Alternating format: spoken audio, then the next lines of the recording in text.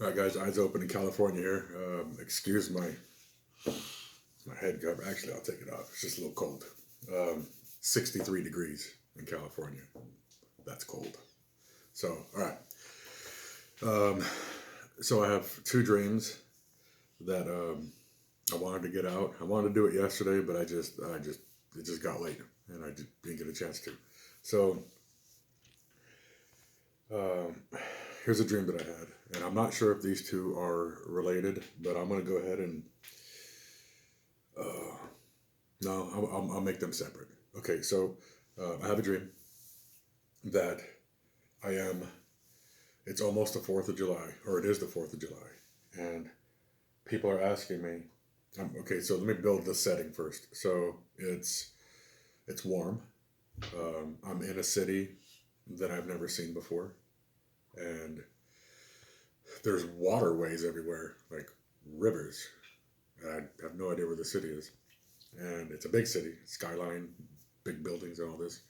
Um, and in my dream, I feel like I'm facing east. I just That's the direction I feel. I feel like I was facing east, and there was these big buildings. There's there's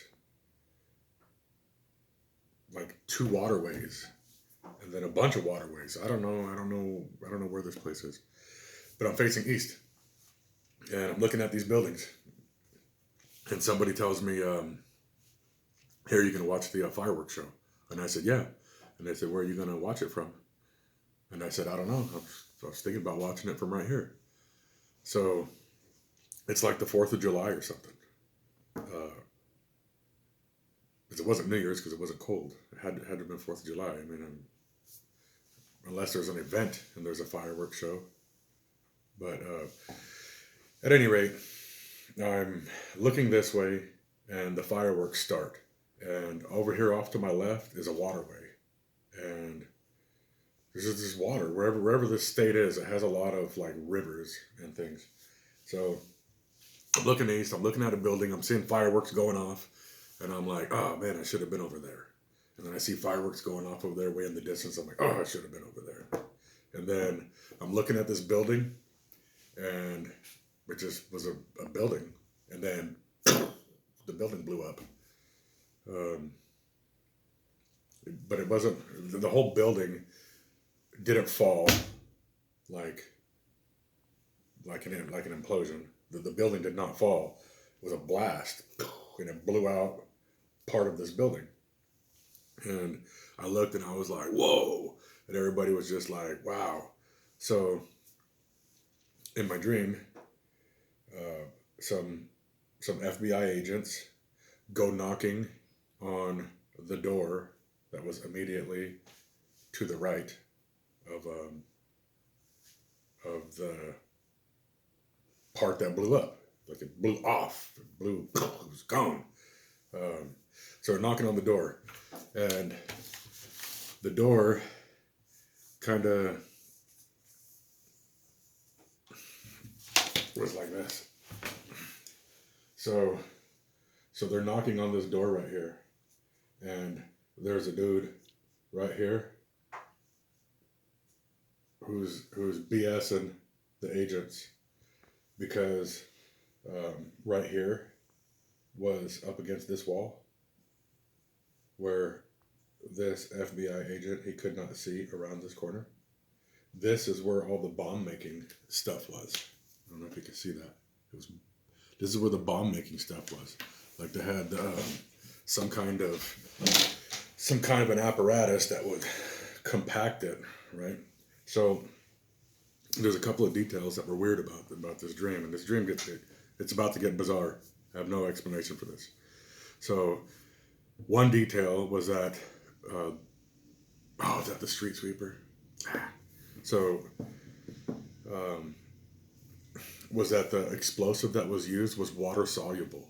It was like somehow that building was sitting somewhere, and there was residue in the water, and it was like dissolving into the water like powdered sugar. It wasn't like sugar. It was like powdered sugar. It was like a soluble powder that just so that evidence went away. The one dude that was up there BSing the agent, and why he was sitting in this room next to where the one that got blasted off, I really have no idea. Unless they really knew what they were. I mean, I guess if they know what they're doing, they can control the blast. But at any rate, this guy was BSing the FBI agent. And there's another dude over here with all this stuff who was like kind of scared, thinking like, "Ooh, it's about to get caught by the good guys, right?" So, but here's the part where it gets weird. So the actual person that was responsible for the blast, he set the charge. He set everything up, and then somehow he jumped in a wormhole. He went through a rip in the space-time continuum, and he went back in time, and that's how he avoided arrest. Was he? Let's see if it's 2020. He went back like 50 years to like 1970. He just hit a thing and boop, appeared in 1970. And I could see him in 1970. So that's how he escaped arrest. He time traveled back in time. And then at the same time, a SWAT unit pulls up. And it was the funniest thing, is he pulls up in like an old 70s, like a muscle car patrol vehicle. And he gets out, and somehow I knew that he was from Texas. The guy was from Texas. He was a short, frumpy, older fella. He's probably 55 years old. And he was the SWAT team, because in my dream I could see the FBI was like, "Hey, the SWAT team's here." And it was just this one guy. And he comes running up with his little old school, and he had like a .22 revolver or something. And he had a cowboy hat. And he goes, "Sorry I'm late, guys." And he goes running by, and I'm not a person in this dream. I'm more like a drone with a video camera. And he goes running by, and he goes and he catches up with the FBI peoples, and they're trying to do this investigation of this building that blew up. And at any rate, the guy who did it jumped through a wormhole in time, right? So now this guy's sitting there in time. And the rest of his team, the bad guy team, are in present day, and they're in a big building. And there's a woman standing there, and she has a little wastebasket filled up with laundry. And the laundry was clean. It was clean laundry in the basket. And so as I'm switching back and forth from modern time to 1970, somewhere late 60s, early 70s, and I'm just going by the vehicle. Late 60s, early 70s. So this guy's sitting over here, and was it in black and white? I think it was in black and white. So anyways, the bomber dude, the bad guy dude, wanted to get back to the modern time. So his team, there was a girl, and she was waiting for his signal, and this guy lifted up his head and screamed like a scream, I don't even know how to describe this scream, just an evil, eerie, loud scream. And he kept screaming, but he held that scream for a long time, and I was like, "Boy, that boy got some pipes. He'd been screaming for a while." And that laundry basket, it lit on fire. And the girl said, "Okay, there's the signal."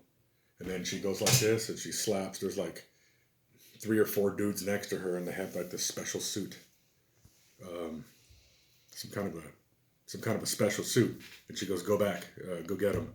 And then they did something, and whoop, they disappeared. And then whoop, they appeared over here next to the dude. They grabbed the dude, and then whoop, they appeared in present time. And that was the end of my dream. So, I don't know what city that was, but it was coasty. It was like it was a coastline city. It didn't. This city can't be on the west coast. Um, it just can't because the east coast beaches look different than the west coast beaches. Um, this was on the east coast, somewhere where there's a lot of waterways, and a building blew off. And I'm just gonna go ahead and draw this. So if this is the building, if this is the building right here, right, and there's all these little windows or whatever, the blast only affected a portion of the building that was like this big. So this much got blowed up. And the bomb making dudes actually were right next door. So this part blows up. I don't know what city this is. So, anyways, that's the one dream, and I'm not sure if this one is tied in to this next one. I'm gonna go ahead and throw it on this. So this dream was just like, okay, that was completely weird. So I'm kind of thinking maybe by now time travel is possible. I don't know. I also had another dream where somebody had a deck of cards and they said time is like this, and I had a deck of cards, and then the person, who I'm assuming is an angel, puts his hands on it and goes like this, spreads all the cards out, and he says, you think time is like this. Then he took the cards and he put it all back in the same deck. He goes, but time is like this. It all exists at once. And he says, you understand what I'm saying? And I said, no, I don't. So that was that dream. So I'm going to add one more. So I had a dream, and I don't know what the method is, but I had a dream that our current prez was, and then when he got, it started a civil war. And people were, both sides were clashing. The,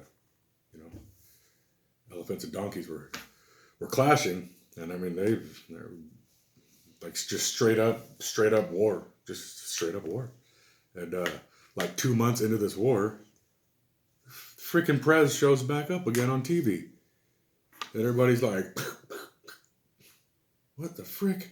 Because that was the reason why, that's what started it. And they're like, he's alive, and he had this funny look on his face on TV. He was like, hey, like, you know how it is. And then I woke up and I was like, okay, all right. So that's probably going to be the event, or a catalyst to the event that leads to Americans getting at each other's throats. And all I can tell you is this. There's no excuse for Americans to be at each other's throats. I mean, literally, there's no excuse for anybody on earth to be at each other's throats. So don't be manipulated.